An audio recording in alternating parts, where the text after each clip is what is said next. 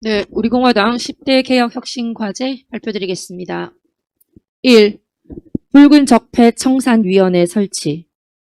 문재인 좌파 독재 정권은 권력 분립과 적법 절차라는 헌법 원리를 위배하여 국회, 법원, 검찰, 국정원 등의 국가기관들을 정권에 예속시키거나 무력화시켰을 뿐만 아니라 수많은 직권 남용과 직무유기 및 사법농단을 자행하여 붉은 적폐를 양산하였다. 대한민국의 무너진 헌법 질서를 회복하기 위해서는 문재인 좌파 독재 정권의 붉은 적폐의 실태를 조사하고 관련자들에게 엄정한 법적 책임을 묻기 위한 붉은 적폐 청산위원회를 구성한다.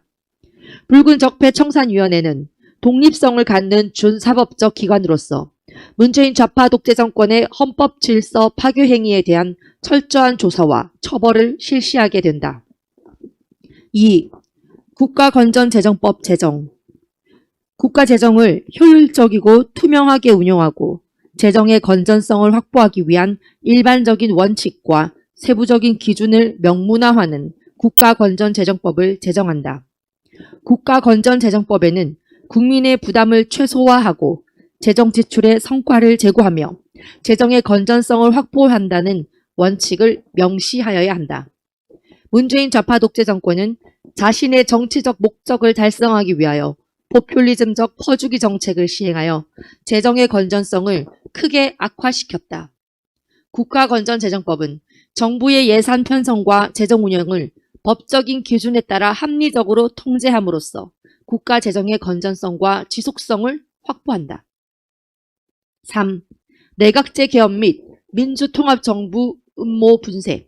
민주통합정부 음모는 국민의힘이 문재인 좌파 독재 정권에 대한 철저한 심판과 정권 교체라는 국민의 염원을 무시한 채 더불어민주당과의 기만적인 야합을 통해 내각제 개헌을 하겠다는 것이다.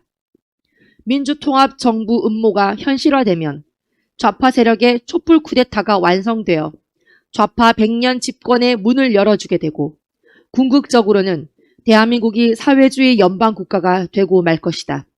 이렇게 되면 문재인 좌파 독재 정권이 망쳐버린 대한민국을 바로 세울 수 있는 마지막 기회가 사라지며 친북 주사파 세력과 거짓 촛불 세력들이 자행한 붉은 적폐를 청산하는 것도 불가능해진다. 특히 박근혜 대통령에 대한 불법, 거짓, 사기 탄핵이 합법화되고 정상화됨에 따라 박근혜 대통령의 복권과 명예회복이 불가능하게 된다. 이승만 건국 대통령의 자유정신과 한강의 기적을 이룬 박정희 대통령의 반공 애국정신이 부정되고 자유민주주의 체제와 자유시장 경제의 위대한 대한민국의 역사는 짓밟히게 된다.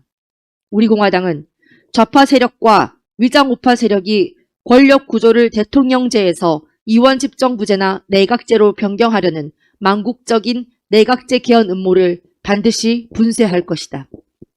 4. 민노총 전교조 해체. 민노총은 근로자의 권익을 실현하는 노동조합으로서의 순수성을 상실하고 대한민국의 정체성과 시장 경제 질서를 부정하는 일종의 정치단체로 변질되었기 때문에 반드시 해체되어야 한다. 민노총은 청년들의 일자리를 빼앗는 고용세습을 단체 협약을 통해 제도화하려는 시대착오적 악습을 자행하고 있을 뿐 아니라 산업 현장에서 폭압적인 갑질과 같은 악행을 이어가고 있다. 이러한 악습과 악행은 자유로운 기업 활동과 청년 일자리 확보를 위해 반드시 근절되어야 한다. 전교조는 학교를 좌파적 이념 교육을 실시하는 장으로 변질시켜 교육의 정치적 중립성을 심각하게 훼손하였기 때문에 즉각 해체되어야 한다. 5. 탈원전 정책 폐기.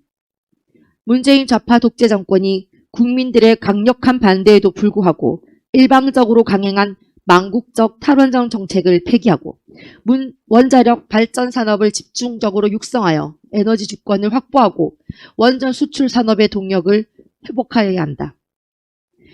원자력 발전은 경제성이 아주 높은 에너지원이기 때문에 국민들의 전기요금 부담을 줄이고 에너지 자립을 실현하는 데 큰 기여를 할 것이다. 원자력 발전은 온실가스의 배출이 거의 없는 청정한 에너지원이기 때문에 원자력 발전 산업을 육성함으로써 환경오염과 지구온난화로 인한 생태계 파괴를 최소화하고 탄소 제로 사회의 실현이라는 국제사회의 요구에 부응할 수 있다. 6. 반국가적, 반시장 경제적 악법 폐기. 문재인 좌파 독재 정권 하에서는 대한민국의 정체성을 훼손하고 안보를 약화시키며 헌법의 기본 원리에 위배되는 많은 악법들이 제정되었거나 발의되었다. 이러한 악법들은 반드시 폐지되어야 한다. 폐지되어야 할 주요한 악법으로는 국가보안법 폐지법률안, 언론중재법 개정안, 대북전당금지법, 5.18 역사 왜곡 금지법, 노동조합 3법, 부동산 3법, 공수처법, 주 52시간 근로시간제법, 중대재해처벌법 등이 있다. 대한민국의 안보를 위협하고 주권을 심각하게 제약하는 4.27 판문점 선언과 9.19 군사 합의를 폐기한다. 북한에 대한 종속적이고 굴욕적인 합의들을 폐기하여 대한민국의 자주적인 안보, 국방의 기반을 마련한다. 아울러 중국에 대한 사대적이고 굴욕적인 삼불합의, 사드 추가 배치 금지, 한미일 군사동맹 금지, 미국 주도 미사일 방어체계 참여 금지를 폐기한다. 주한미군 철수와 적화 통일이라는 북한의 적화 전략에 놀아나는 종전선언과 평화협정은 거짓 평화쇼에 불과하기 때문에 이를 단호히 반대한다. 개인과 기업의 조세 부담을 완화하기 위해 유류세를 50% 인하하고 법인세, 상속세를 적정한 범위에서 인하하며 이중과세 논란이 있는 종합부동산세, 토지보유세 및 1가구 1주택에 대한 세금을 폐지해야 한다. 아울러 부동산 시장에 국가 권력이 과도하게 개입하는 권력형 좌파 부동산 정책은 폐기되어야 한다.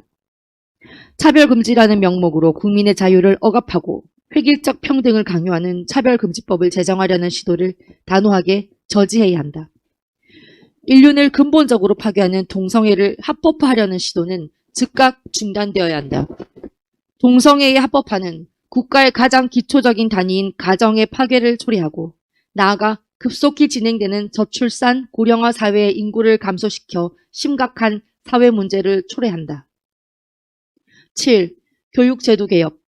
현재의 학제 6334를 554 학제로 개편하여 교육제도를 혁신한다. 초등학교를 6년제에서 5년제로, 중학교와 고등학교를 통합하여 5년제의 중등학교로 변경한다. 또 초등학교의 취학 연령을 현재 만 7세에서 만 6세로 낮춘다. 새로운 학제하에서는 만 20세에 대학을 졸업하고 군복무를 마친 경우에도 만 24세의 사회에 진출할 수 있다. 학제 개편을 통해 학업을 마친 사람이 조기에 사회에 진출할 수 있게 함으로써 청년 시기에 실패한 사람도 다시 인생을 설계할 수 있는 재도전의 기회를 갖게 한다. 또 경제활동이 가능한 연령을 늘림으로써 고령화 사회에 대비할 수 있다. 8. 신문방송 개혁. 신문방송이 진실의 보도와 권력에 대한 감시라는 본연의 임무와 기능을 다할 수 있도록 신문방송을 대대적으로 개혁해야 한다. 정치 권력과 언론 노조의 통제와 전횡으로부터 신문방송의 자유를 보장하기 위해서는 취재와 보도, 편집과 편성의 자율성이 최대한 존중되고 보장되어야 한다. KBS와 MBC는 이미 공영방송으로서의 기능을 상실하였기 때문에 조속히 민영화되어야 한다. 아울러 현재 KBS가 징수하고 있는 시청료 역시 국민의 부담만 가중시킬 뿐 방송 본연의 기능의 수행과 전혀 무관하기 때문에 마땅히 폐지되어야 한다. 9. 선거제도 개혁.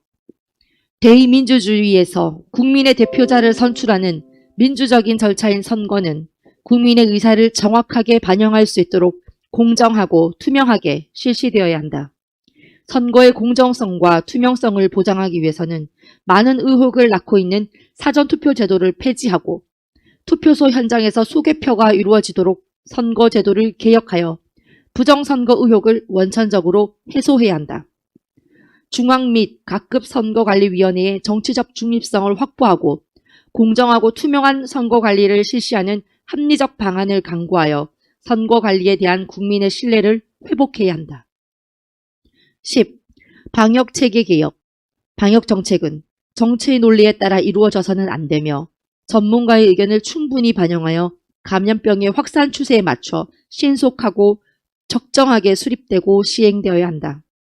팬데믹과 같은 방역 위기에 효율적으로 대응하기 위해 감염병 정보의 신속하고 정확한 수집 및 분석, 충분한 물량의 백신과 치료제의 선제적 확보, 충분한 의료 인력과 병상의 확보가 이루어져야 한다.